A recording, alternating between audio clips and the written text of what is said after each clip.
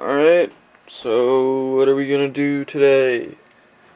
Like I said, I will give a little walkthrough about what I know about chord progressions. Now, I stress the I and what I know because I know a lot from playing music for 5 or 6 years. I honestly haven't counted how long it's been, but because I'm self-taught, it's a little bit tricky to put this information into a digestible and comprehensible form that other people can learn about. So, what do we have here? This is something I've gone over in my past videos. The steps in a scale. It's also called scale degree names. I'm not gonna go over it because I already talked about that. Here's something interesting. And if you're serious about learning about chord progressions, I suggest you write this down because it's helped me a lot. So in the middle, we see the tonic. The tonic is a perfect fifth below the subdominant. What's that mean? If we took a perfect fifth interval and we went that many intervals down, we would get to the fourth degree of the scale, also called the subdominant. Likewise, might go without saying, but a perfect fifth above is the dominant. And the midway points between that connect all of these intervals are the subdominant and the median. Check this out. Tonic, median, dominant. Tonic, submedian, subdominant. The names kind of speak for themselves.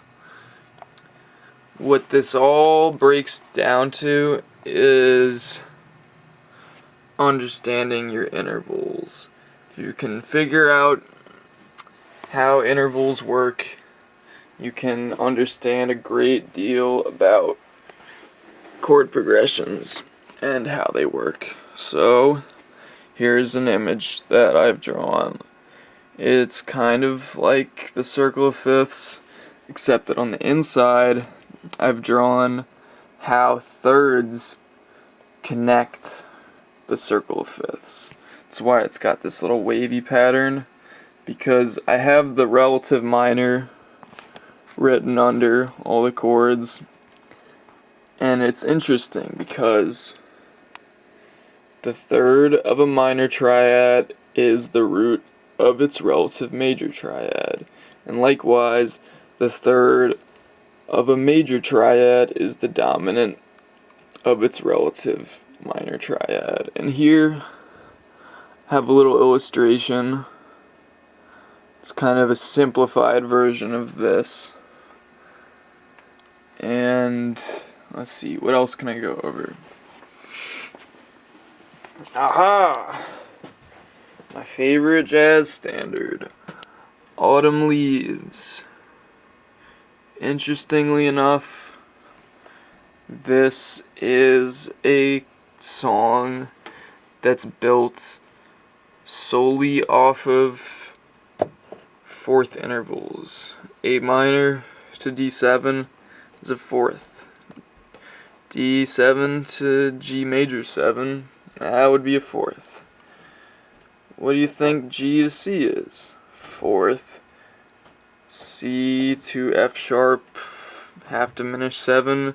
It's not exactly a fourth, but it works out. And I'm going all throughout the song. Everything is sort of a fourth degree interval.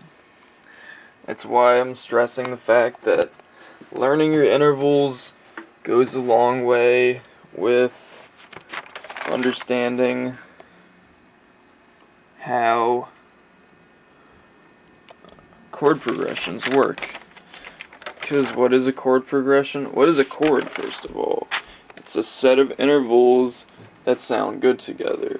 And to really master your understanding of chord progressions, you need to understand the dynamics of chords, how certain chords fit into others, so that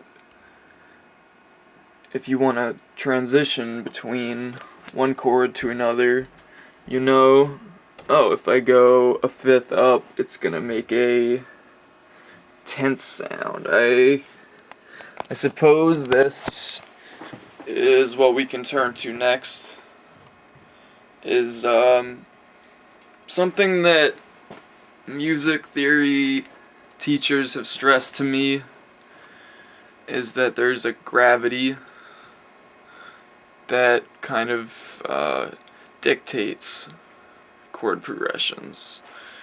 Now, up until now, I've been talking about intervals, but it also has a lot to do with gravity, I guess. Tension and release is a more accurate word for what I'm talking about, because as we know, the tonic is the most stable key in a scale, and likewise the dominant is the least stable, or most there's the most tension.